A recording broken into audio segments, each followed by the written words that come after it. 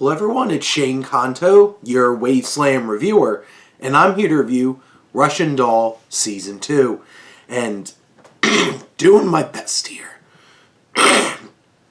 And this second season of Russian Doll takes our character, Nadia, in a completely different direction from the first season where she was reliving her birthday up until her death.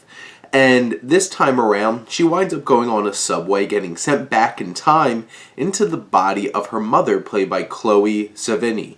And this time around, she's trying to figure out what's the purpose of this and the meaning of what she's trying to accomplish in the past. And before things go a little too extreme and she takes some drastic measures which starts sending life and time into a frenzy. And this is an exciting second season follow-up for this show. And Natasha Lyonne is still absolutely fantastic in this. She kills it as Nadia. She is definitely the heart and soul of the show. She's a big creative force as well, as she does a decent amount of the directing in this series, and also is one of the creators on the show and the writers. She just has this manic energy and this control over this character. And you see her go to some darker places as she's confronted with her mother's past, Ruth's past, this woman who basically raised her, and Annie Murphy is the younger version of Ruth in the past, and she's a great addition to this show. I love her contributions, and it's all about some South African gold. They really want to try to find that. It belongs to the family, but what the hell happened? Is it a MacGuffin? Is it a red herring?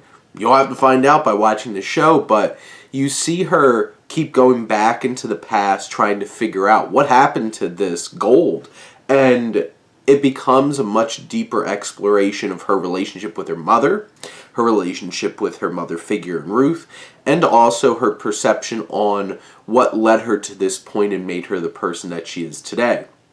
And we still have Charlie Barnett's Alan, who has his own moments to shine in this season as well, because, you know, he gets caught up on that time travel train. And another fun addition to this show is Sharlto Copley, who is the love interest of her mother.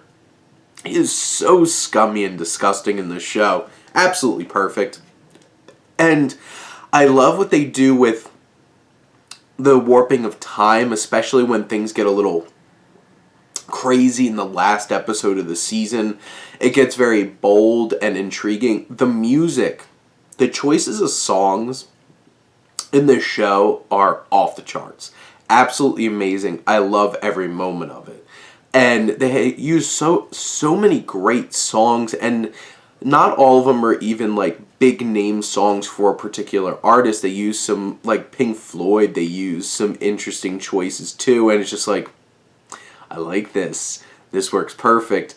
And just the energy and the vibe. And they go to some very different kinds of places. There's a whole episode that's focusing on going back to like Germany and like around the time of World War II.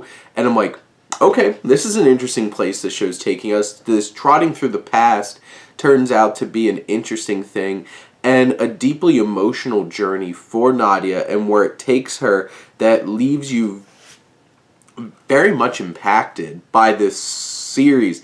And, you know, the show needed to make itself feel fresh and warrant a second season after the whole Groundhog Day effect of the first season, and I think it does a good job here. And Natasha Lyonne is such a fantastic talent all around and brings together a great second season here for Russian Doll on Netflix.